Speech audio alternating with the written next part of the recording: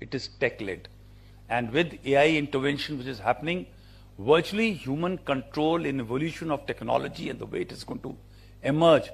If you just take the mind-shaping system of cognitive warfare, which is the recent addition as a sixth domain of warfare, you realize that it is the AI which is going to drive. So therefore, tech is going to drive the evolution of the future tech, and humans may not be able to retain control. And therefore, as you look at future, we need to balance this out. We have no choice but to compete.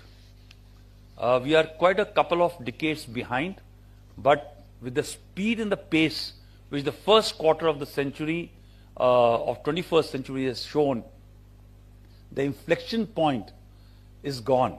And therefore, somewhere we need to find a way to actually leapfrog and be part of this evolution of the future of unmanned system, so that we can actually keep pace with the rest. More importantly, the first and second powers of the world. Is possible. We need to possibly work hard, but I think it's doable. AI, robotics, advanced sensors, secure communications, they continue to mature, and they are transitioning from remotely controlled tools to increasingly autonomous decision-making platforms.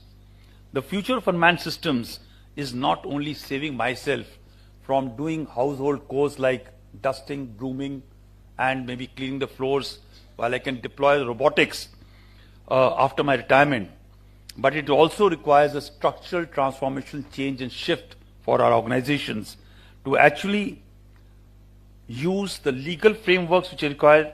We have the governance challenges which ensure that, which are halting us from progressing the way we need to progress. These issues require to be addressed very, very proactively.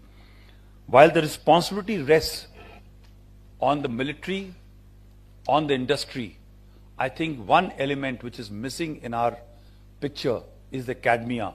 Somewhere the industry and the military has to step forward and find the governmental support to get the academia involved deeply into looking at unmanned systems, because that is where our future is going to be vested in, and we must invest in them so that they can look at our future for tomorrow.